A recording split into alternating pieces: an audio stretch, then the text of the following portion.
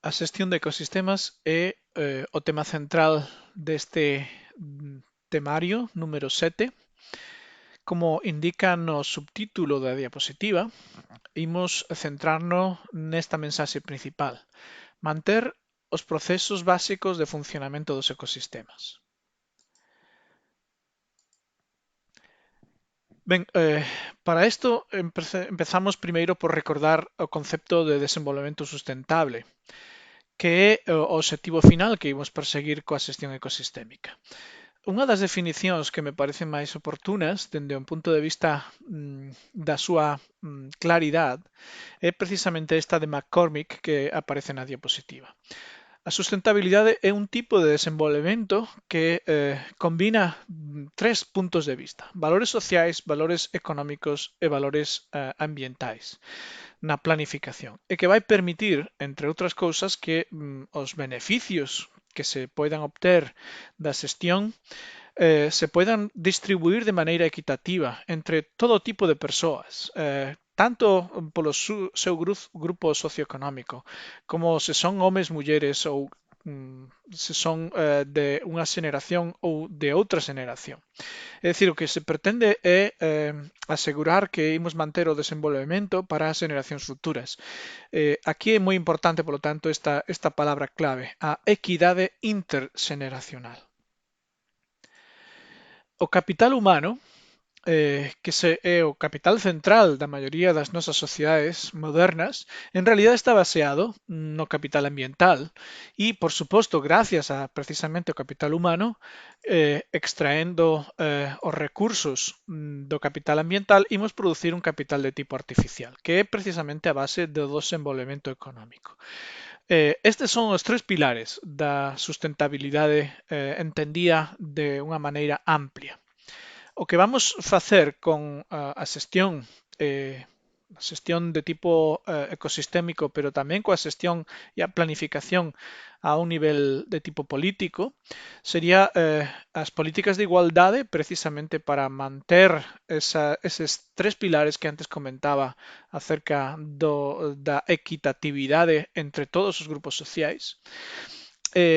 A extracción de recursos do capital ambiental para transformarlo en capital ambiental precisamente precisa, valga a redundancia, necesariamente temos que empregar tecnoloxías de tipo de restauración e que sexan o máis eficientes posibles. É dicir, a xestión para a conservación está baseada en os tres puntos de vista, os tres pilares da sustentabilidade. O pilar biolóxico, ecolóxico, ambiental, se queredes, o pilar económico, o pilar social. E, polo tanto, os equipos que se deberían dedicar a unha xestión ecosistémica teñen que ser formados por persoas con capacidades diferentes e precisamente con capacidades que poidan ser complementarias dende estes tres puntos de vista que son os que dan unha verdadeira sustentabilidade. Un dos principios que se plantexa como prioritarios na xestión ecosistémica é que empreguemos o mínimo de intervención posible, precisamente para optimizar os recursos. Quero poñer un exemplo de como podemos empregar indicadores ambientais para entender se a xestión está indo ben ou está indo mal. O exemplo que vou empregar é un exemplo bastante clásico. Corresponde a un experimento realizado hai bastante tempo na zona experimental de Hoover Brook en Estados Unidos, que é unha zona onde se ten experimentado a escala ecosistémica.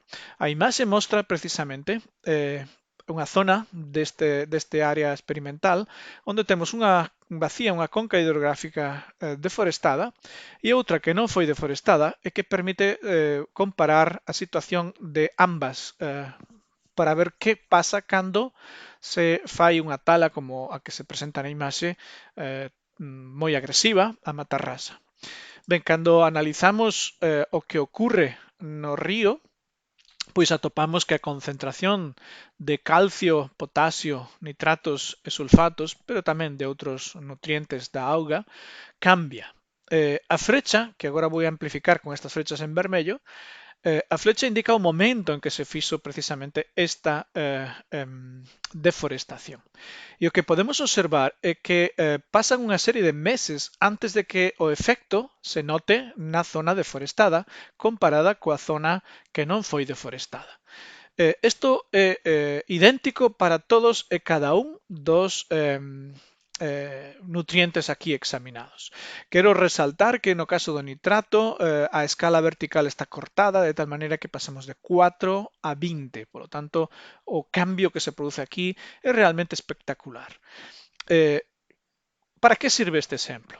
Bueno, pois básicamente para que nos demos conta de que cando se produce un cambio na vacía hidrográfica de un río, este cambio vaise manifestar precisamente nas concentracións de nutrientes da auga. Así que podemos empregar precisamente esas concentracións de nutrientes como indicadoras. E se non sabemos que as cousas están indo mal, porque hai un cambio na concentración de nutrientes, é cando podemos, polo tanto, intervir nese sistema e detectar que é o que está indo mal. Neste caso, evidentemente, sabíamos de antemán que é o que iba a ocurrir, pero o que nos permite unha demostración deste efecto que se traslada do ecosistema terrestre ao ecosistema acuático. Ben, os principios nos que vamos basear a nosa aproximación á xestión ecosistémica son estas tres grandes ideas. Están extraídas, como se indica sempre na base da diapositiva, aparecerá a referencia bibliográfica máis relevante, este artigo de McCormick. Bueno, pois o que se presenta son tres grandes principios. En primeiro lugar, que os ecosistemas cambian ao longo do tempo. E ademais hai que ter presente que moitos dos elementos presentes nos ecosistemas evolucionan, cambian por unha cuestión meramente evolutiva relacionada coa propia vida. En segundo lugar, os ecosistemas os podemos ver como parte dunha xerarquía de ámbitos variados que imos ver a continuación. É dicir, son parte de unha serie de elementos que están organizados de maneira xerárquica.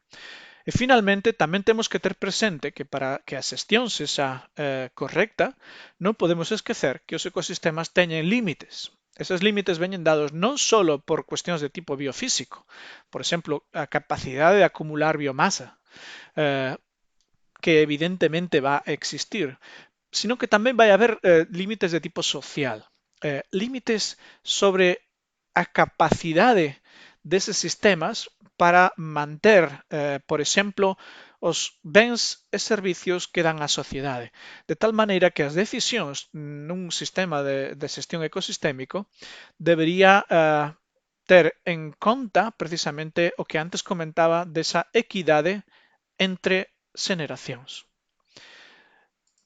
Vamos ver varios exemplos para ilustrar estes principios. O primeiro exemplo é dúas fotografías que ilustran un desprendimento de terras. Un a pequena escala na esquerda, nun bosque de Ecuador, e outro a unha escala bastante maior na illa de São Jorge en Azores. Cando se produce un desprendimento de terras, nós poderíamos pensar cales son as causas e temos distintos tipos de aproximación a esta cuestión. Por suposto, entre outras causas están as causas climáticas, pero tamén están causas de tipo xeolóxico, inestabilidade inherente a certo tipo de terreos. E, por suposto, hai tamén causas de tipo biolóxico, por exemplo, a capacidade que teñen as raíces das plantas para manter o terreo no seu sitio. Se nós talamos unha zona, non vai ocurrir inmediatamente. Tampouco vai ocurrir a ciencia certa, pero pode ocurrir que a cabo dun tempo se produza un desprendemento. E isto é así porque cando estudiamos a capacidade de retención da terra por parte das raíces, vemos que cando se cortan as árbores, que está representado neste gráfico aquí no momento cero, a medida que pasan os anos, a capacidade das raíces que permanecen no terreo para resistir a tensión vai tamén caendo, de tal maneira que inicialmente unha árbore viva pode resistir facilmente 600 kg por centímetro cuadrado de tensión, pero a medida que pasan 2, 3, 4, 5 ou 6 anos, esa capacidade de resistir se reduce moi drásticamente. Podemos ver, por exemplo, aquí que aos 6 anos a capacidade está en torno a 100 kilos, é dicir, unha sexta parte do que era capaz de resistir a árbore cando estaba viva. En consecuencia, isto é unha imaxe, este gráfico non é real, senón que é unha idealización do que podería ocurrir, pero é unha idealización basada na experiencia.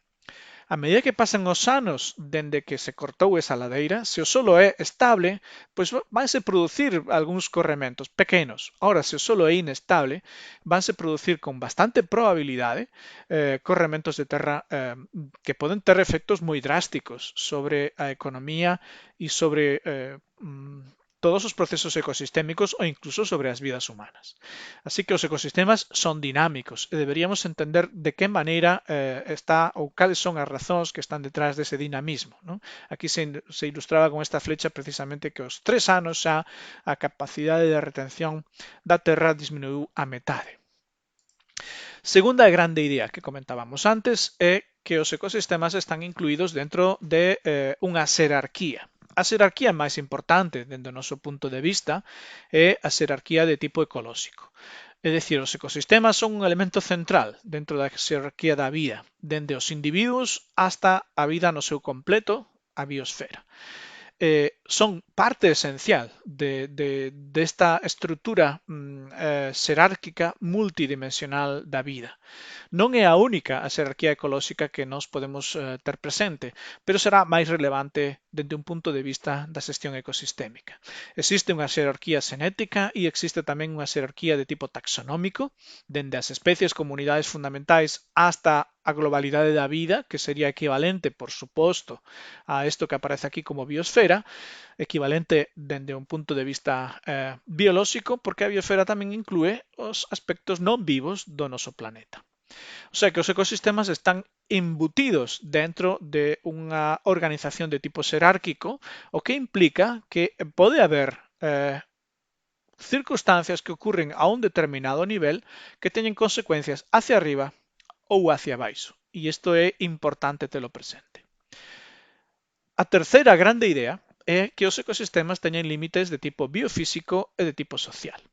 Vou ilustrar isto con esta imaxe, esta bonita imaxe que mostra pois viñas dentro de muros construídos con pedra volcánica na illa de do Pico en Azores, e que representa un mecanismo polo cual a inventiva, a capacidade, o capital humano é capaz de solventar en parte estes límites que biofísicos que están establecidos para un determinado ecosistema. Aquí non sería posible a produción de viño se non fora por este mecanismo, porque protexe as viñas precisamente dos efectos dos aerosoles marinos. O sea que superamos momentáneamente e por lo menos ou parcialmente esos límites de acumulación da biomasa. Pero isto evidentemente non se pode facer sempre nin indefinido. Ten tamén a súa limitación. Ben, entón, chegados a este punto, quero resaltar unha cuestión moi importante. Calquera suceso que observemos nun ecosistema vai estar determinado por algunha circunstancia que acontece antes. Canto tempo antes? Pode ser moi breve, pode ser moi longo, pero é moi importante que o número de causas que están detrás dun suceso case nunca vai ser unha sola. Isto prácticamente é imposible. Isto sería moi simple de analizar. Sabemos que cando ocurre unha causa, directamente hai unha consecuencia. Pero, como digo, nos sistemas ecolóxicos isto é moi raro. O normal é que teñamos varias ou moitas causas que denominaremos de determinismo de tipo múltiple. Pero é que os sistemas ecolóxicos son bastante máis complexos que isto e normalmente o número de causas que están determinando un determinado suceso é tan grande que para efectos prácticos casi son innumerables. Isto nos leva a analizar a relación causa-efecto dunha maneira estatística.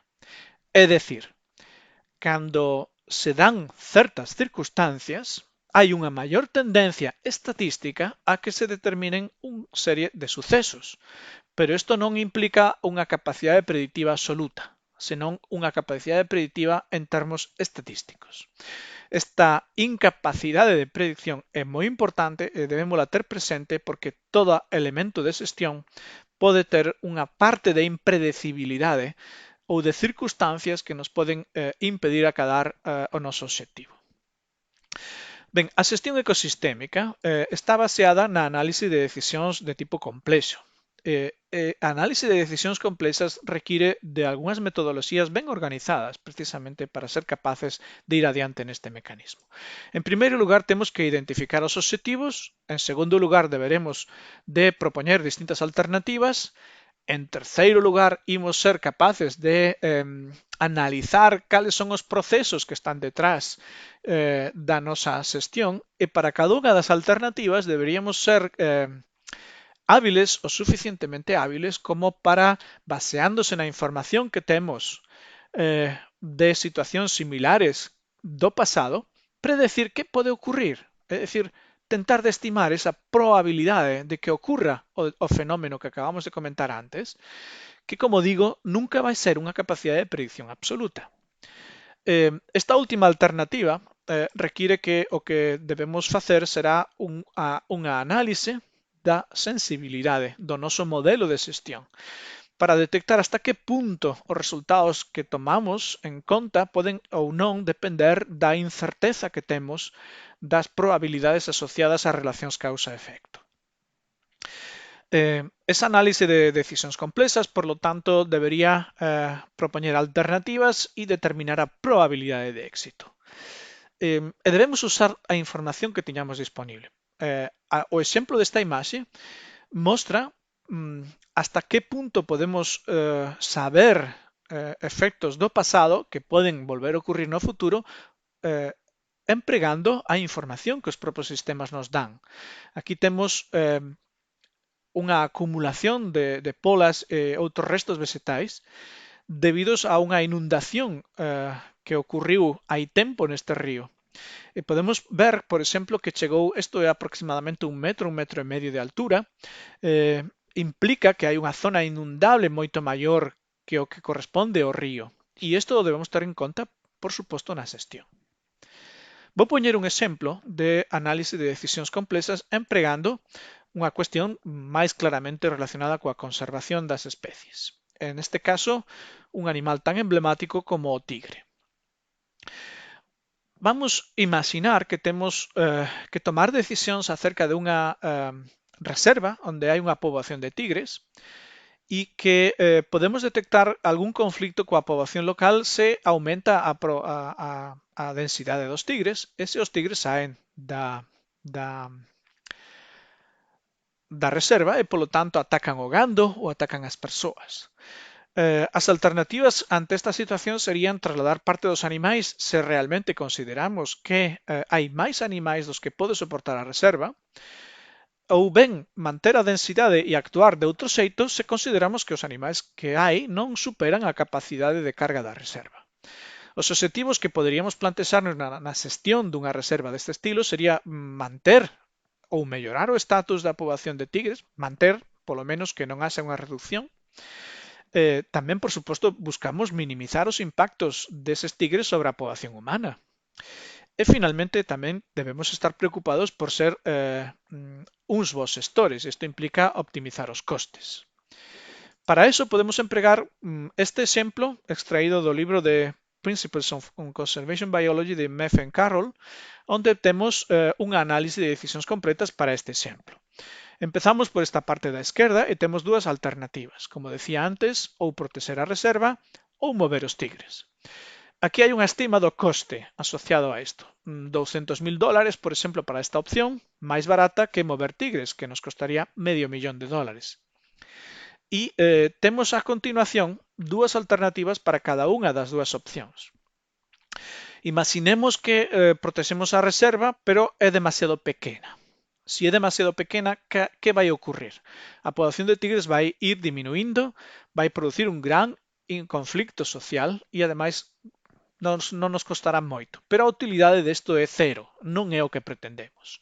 Así que se a poboación se a reserva é demasiado pequena, non estaríamos ante unha situación boa. Estimamos que isto ten unha probabilidade de 0,4, mentras que a alternativa, que a reserva esa dunhas dimensións apropiadas, ten unha probabilidade de 0,6 e unha utilidade de 1, que decir, é perfecto, porque conseguimos os tres objetivos: poboación estable, baixo conflicto, baixo coste. Para analizar isto, pois calculamos, e este número 0,6 sale deste cálculo, multiplicamos a nosa probabilidade pola utilidade máis a outra probabilidade pola súa utilidade e o resultado final é 0,6, que é o cómputo global para esta opción. O mesmo se pode facer na opción de mover os tigres. Podería incrementar a mortalidade. Mover os tigres é un proceso complicado. Hai que capturar, hai que anestesiar, hai que mover eses tigres. Non só ten un alto coste, pode producir unha mortalidade incrementada nos tigres que trasladamos durante a captura, durante o transporte, no momento en que se liberan. Sí disminuiríamos o conflicto, polo tanto só conseguimos algo, que sería disminuir o conflicto, e isto é útil, pero non é unha utilidade do 100%, polo tanto lle damos unha utilidade de 0,4. Mentras que a alternativa, que sería que ao noso procedimento de traslado dos tigres non producira mortalidade, conseguiría pois todos os objetivos que nos plantexamos, coa excepción do coste, que sigue sendo alto, pero bueno, ten unha utilidade do 100% porque temos unha poboación estable e un conflicto baixo.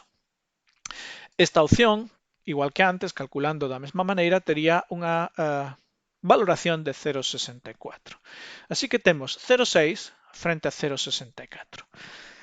Estes números están elexidos obviamente a propósito para mostrar un caso no que a decisión entre as dúas alternativas non é nada fácil, porque as dúas aparecen valoradas de maneiras moi parecidas. Entón, que deberíamos facer neste caso? Pois tentar de estimar con maior precisión posible estas probabilidades. E se non temos información suficiente, pois deberíamos facer un análise de sensibilidade, como comentei antes, que sería cambiar os valores destas probabilidades para ver de que maneira o cambio destas probabilidades afecta a valoración das alternativas. Por exemplo, en vez de 0,4 aquí, poderíamos pensar que a probabilidade de que a reserva sexa moi pequena é maior, por exemplo 0,7, ou é menor, por exemplo 0,1, e ver como cambia o resultado da valoración en caso de que esa probabilidade sexa distinta. O mesmo para a alternativa número 2. Facendo ese análise de sensibilidade, teríamos as distintas posibilidades das nosas decisións. E todas esas serían, polo tanto, as nosas a información que empregaríamos para tomar as decisións finais. Resumindo, a xestión ecosistémica debe determinar con claridade os obxectivos, tentar de acadar eses obxectivos, pero para eso necesitaremos estudiar en profundidade o funcionamento dos ecosistemas que temos na nosa unidade de xestión, que é o que estamos xestionando, como funciona, que información disponemos deses ecosistemas. E unha vez que coñecemos todo eso, podemos redactar un plano de xestión que nos vai permitir tomar as decisións dunha maneira ordenada, e que ademais nos vai permitir incluso solucionar conflictos se hai demandas contrastantes ou diferentes entre diferentes sectores da poboación. Nas seguintes diapositivas, pois algúns destas ideas están desenvolvidas con máis detalle. Todo está extraído, como indica aí na parte inferior da diapositiva, do capítulo de McCormick sobre principios da xestión ecosistémica. Como xa comentei no seu momento, estas diapositivas non están traducidas e o obxectivo final é que leades en inglés. É importante facerse tamén cunha soltura a hora de ler en inglés. Aquí tedes distintas ideas asociadas a esta primeira cuestión dos límites da predicibilidade das pautas e procesos dos ecosistemas, e tedes outras ideas nas seguintes diapositivas sobre pasos, guías ou liñas maestras de como levar adiante unha xestión ecosistémica. Como tedes acceso a esta presentación en formato PDF, podedes detervos bastante sobre estas diapositivas, incluso imprimilas e analizar as cuestións que aparecen aquí en maior detalle. Non todas as ideas que se manifestan como xestión ecosistémica son tan claras como estas. Ás veces, puede haber tipos de gestión que podríamos incluso calificar de que no son de todo ecosistémicas. Estes son 7 principios que cita McCormick acerca do traballo de outro autor, Leakey, que non entenderíamos actualmente como unha xestión ecosistémica correcta. Por exemplo, no punto 5, sobre a diversidade, dice que a xestión ecosistémica pode ou non facer un énfase na biodiversidade como un beneficio social.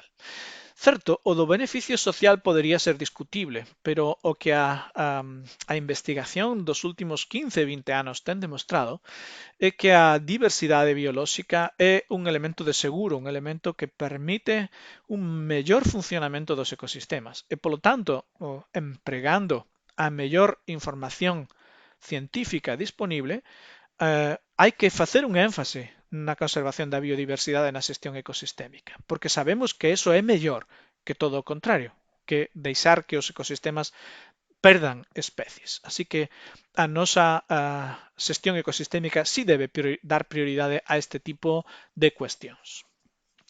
Ben, vamos deixar entón isto que sería un pouco a introducción do noso tema e vamos pasar a unha segunda cuestión. Quero poñer un exemplo de aspectos relacionados cos problemas ambientais. Esta imaxe é de maio de 2003, unha fotografía que tirei na Plaza da Ferraría de Pontevedra e é un pouco despois do accidente do Prestige, que seguramente coñecedes, e que nos pode servir como exemplo para falar da toma de decisións en política ambiental.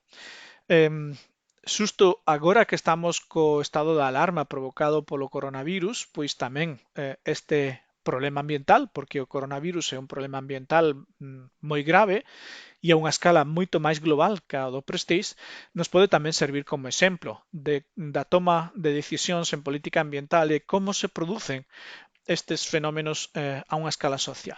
Pareceme interesante discutir sobre estas ideas. Pensemos, polo tanto, que temos un problema de tipo ambiental, o coronavirus. Que ocurre inicialmente? Vaise producir unha descripción do problema, que é unha descripción preliminar, unha primeira aproximación a ese problema. Hai un enorme debate público que ademais está ahora multiplicado por millóns, se queremos, gracias aos mecanismos instantáneos de difusión de información mediante as redes sociais. Isto dá lugar a que boa parte da información non sexa demasiado fidedigna, polo tanto deberíamos ter cuidado a hora de ter presente esa información. Tamén vai haber por suposto, un debate político. Ao final, mediante a investigación científica e tendo presente as cuestións, as líneas maestras da ética ambiental, chegaríamos a definir o problema dunha maneira un pouco máis precisa. Os científicos poden dar unha información que nos permite determinar a escala de análise máis apropiada para cada problema ambiental e esa discusión ambiental no ámbito político tamén vai permitir que os obxectivos se manifesten dunha maneira un pouco máis precisa que inicialmente. Esta línea de puntos que aparece aquí pois implica que esta sería a primeira fase e na segunda fase teríamos pois unha terceira parte ou un terceiro elemento que sería desenvolver conceptos e modelos o máis precisos posibles do noso problema para poder priorizar obxectivos, levar adiante unha serie de hipótesis de xestión mediante proxectos piloto, que é o que se fixo co Prestige, que é o que se fai con o problema actual do coronavirus. Vai ocurrir, polo tanto, unha serie de debates que nos van permitir pois seguir adiante e volver a estes cambios políticos e a eses debates e, como poñe aquí nesta imaxe extraída do artigo de Norton e Ulanovix, pois temos que adoptar estándares para o seguimento para ver que realmente as nosas medidas de xestión están tendo os seus efectos e, por outro lado, tamén pois ver se os obxectivos que se priorizaron se están a conseguir. Isto pareceme un esquema moi apropiado para pensar en termos de problemas ambientais graves. E por eso o coloco aquí como un sistema de guía que nos permita empregar no seu futuro esta información a hora de tomar decisións en xestión ecosistémica. Ben, resumindo, vamos ir adiante con un plan de acción. Ese plan de acción, pois, o imos desenvolver mediante un documento técnico de prioridades de acción, de objetivos concretos y que sobre todo debería ter un plano de seguimento para estar seguros de que o que realizamos está indo nos objetivos ou na dirección que esperábamos e non nunha dirección diferente. Como se redacta un plano de acción? Ben, hai unha metodoloxía que pareceme moi apropiada para isto que vamos a explicar con un exemplo concreto. É un exemplo ficticio. Vamos a imaginar que hai un arrecife de coral que ten problemas de mantemento, se está degradando este arrecife nunha illa do Pacífico. Por exemplo, isto está fotografiado na illa de Naingani en Fiji e o noso objetivo sería manter o arrecife. Imaginemos que para redactar este plano de acción temos que identificar cales son as limitacións para obter ese objetivo. Suxiro que empreguedes neste caso pois notas de quita e pon que se poidan colocar nunha cartulina ou nun encerado grande de tal maneira que poidamos ir modificando o noso esquema a medida que profundizamos no problema. Entón, manter o noso arrecife en boas condicións será o noso objetivo de xestión.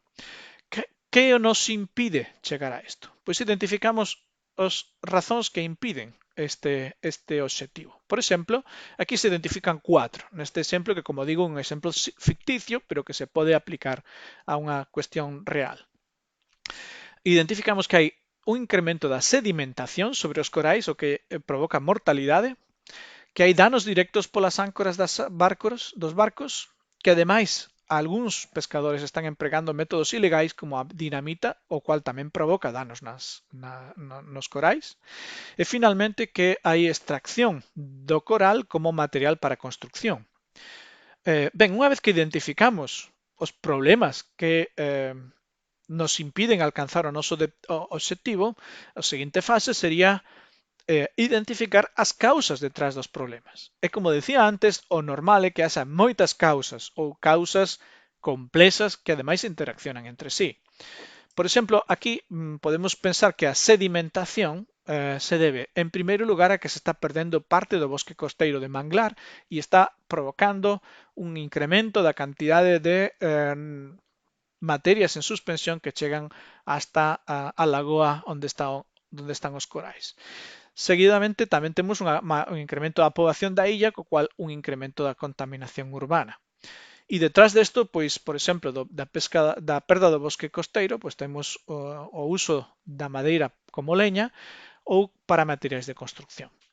A contaminación é directamente relacionable co incremento da poboación, os danos que se producen directamente físicos aos corais teñen que ver co turismo.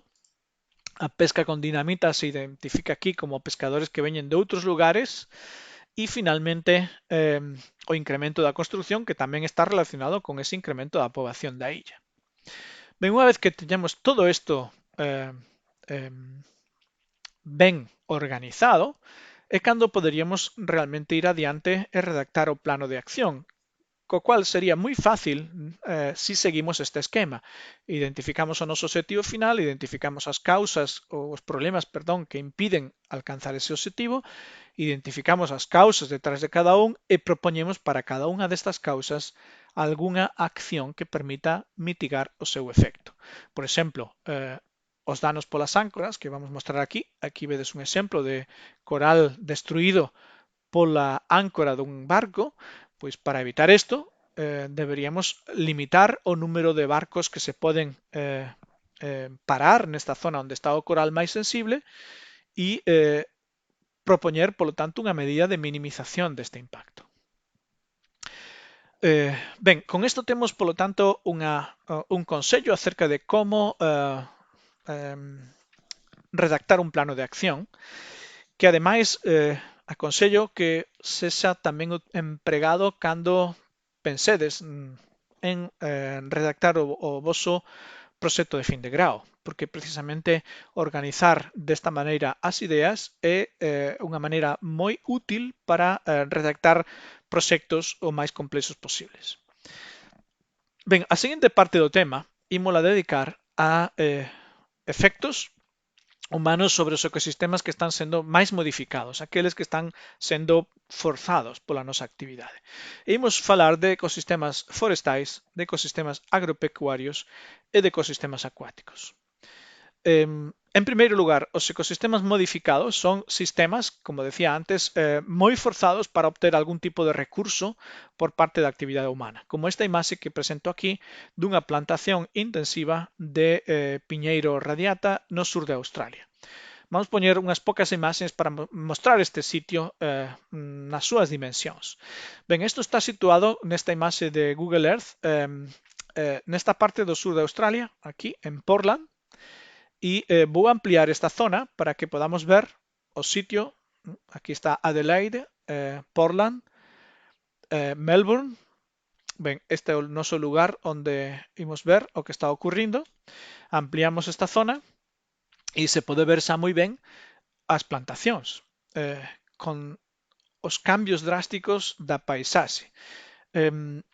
Estas zonas oscuras son as plantacións de piñeiro, moi xeométricas, como vedes.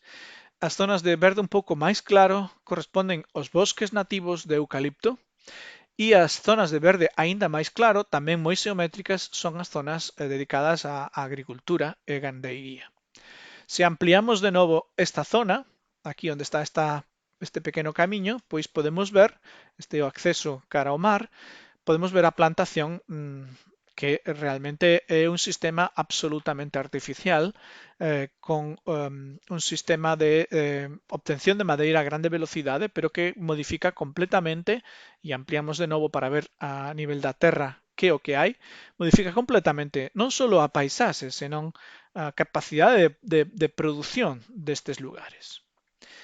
Entón, nos ecosistemas forestais, que son os que máis interés dende o noso punto de vista van ter pola titulación na que estamos, hai como tres principios que deberíamos ter presentes á hora da xestión e están indicados nesta diapositiva. Os bosques, como a imaxe que vemos no fondo, teñen unha estrutura por idades, unha distribución espacial e unha composición por especies que son moi diferentes das plantacións industriais. Entón, as plantacións evidentemente persiguen unha produción de madeira ou de algún outro produto forestal en grandes cantidades e en tempos o máis cortos posibles. E isto entra en conflicto coa xestión ecosistémica, de tal xeito que hai que buscar alternativas para facer unha xestión forestal que sexa o máis ecolóxica posible. Por exemplo, vamos ver estes tres factores. Estrutura por idades. Esta figura presenta a evolución dunha masa forestal dende que se corta hasta que madura, hasta ser un bosque relativamente antiguo, y asociado a eso nos presenta a sucesión de distintas especies de insectos que están especializadas en vivir en distintas fases de idade das árbores ou tamén distintas especies de mamíferos que tamén están asociadas a bosques con distintas antigüedades. A estrutura por idades nas masas naturais tamén poden ter unha enorme complexidade incluso en bosques prácticamente monoespecíficos como son os bosques de Abies balsámica, do abeto do bálsamo, en Norteamérica. Estas árbores, estes abies, teñen unha longevidade de en torno a 60-70 anos de idade, de tal xeito que unha vez que chegan a esa idade morren, e unha vez que morren, pois se abre un oco no dosel e iso permite que os ventos todos os rigores do inverno penetren na masa forestal producindo unhas ondas de mortalidade que se van espallando pola paisaxe, producindo, polo tanto, estas ondas que se poden representar como a idade media das árbores en función do tempo e do espacio neste caso. O sea que conseguiríamos, ou podemos ver aquí como un factor ambiental abiótico está producindo cambios na estrutura por idades. Os bosques caducifolios, por exemplo, os típicos que corresponderían pola súa situación a Galicia, pois terían unha distribución de idades complexa, así como unha distribución de especies tamén complexa. Temos un conflicto, unha serie de conflictos coa explotación forestal. A quenda de corta é sensiblemente máis corta, máis breve, se cortan as árbores moito antes de que alcancen a súa longevidade máxima. En consecuencia, non hai árbores vellas nen árbores mortas dentro das explotacións forestais comerciais. E isto o que significa é unha dificultade para a supervivencia das especies asociadas a esas masas forestais máis antiguas. Que solucións podemos dar a isto? Por un lado, poderíamos deixar zonas non explotadas dentro da nosa zona forestal. Por outro lado, poderíamos espaciar as cortas para que teñan lugar en tempos o máis longos posibles. Evidentemente, as dúas solucións que se propoñen teñen un coste económico. Isto implica que se queremos unha silvicultura máis ecolóxica, a madeira que se vai obter desas masas forestais xestionadas deste xeito vai ser máis cara que a madeira que se obtén de masas forestais xestionadas sin ter os principios da silvicultura ecolóxica en mente. A cuestión é se os consumidores estamos dispostos a pagar esa diferencia de prezo e aparentemente, polo que sabemos, si é así. As zonas sin explotar que poderíamos deixar nas zonas forestais, pois poderían ser prioritariamente zonas ripícolas e zonas onde hai vegetación de maior interés dende un punto de vista da conservación. As zonas ripícolas son moi importantes porque sirven, entre outras cousas, como filtro para reter os nutrientes e outras sustancias que hai na auga do solo. Así que cando temos árbores cerca dun regato ou dun río, se vai producir unha absorción dos nutrientes e si, como neste exemplo, temos unha plantación de millo que é fertilizada, pois parte desas fertilizacións van ser arrastradas e van chegar á auga directamente se non existe un bosque ripícola. Pero se temos un bosque ripícola, este bosque vai servir de filtro e vai purificar esas augas subterráneas que van chegar ao río, de tal xeito que o noso río vai manter condicións boas, incluso aínda que existan plantacións agrícolas intensivas relativamente cerca. Por eso as masas ripícolas son o máis prioritario dende o punto de vista da conservación e dunha silvicultura ecolóxica. Esta imaxe mostra pois unha zona onde a plantación de eucalipto é intensiva e queda moi pouco da vegetación ripícola ao borde do río. Entón deberíamos fomentar que esta vegetación de ribeira se incremente para manter un ecosistema funcionando o mellor posible. Por suposto, cando se fan talas a matarrasa, como este exemplo, pois temos efectos drásticos sobre a capacidade de retención de nutrientes por parte do solo. Arrastres dese solo cara ao regato, e incluso como se ve aquí polas ladeiras que foron modificadas para extraer a madeira, temos problemas á hora de obter un sistema que sexa sustentable. Como vimos na primeira diapositiva, unha das primeiras diapositivas, cando se corta a matarrasa unha bacía hidrográfica, ao cabo dun tempo se vai producir un cambio sustancial de arrastre de nutrientes polo río. Este esquema presenta unha posible forma de manter quendas de corta relativamente breves, pero aínda así que permitan manter na paisaxe bosques e plantacións antiguas. Aquí se propón cortar cada 35 anos, o que permitiría manter zonas da paisaxe que poidan ter 250, 280 ou incluso hasta 300 anos, dependendo de se este sector, por exemplo, está recén cortado ou estivera a punto de ser cortado. No centro se propón unha especie de sector único que nunca sería tocado, por iso este esquema aquí presenta árbores mortas tamén no interior deste sector. Esta sería unha maneira de compaxinar unha explotación forestal co mantemento de zonas de bosque relativamente antiguas.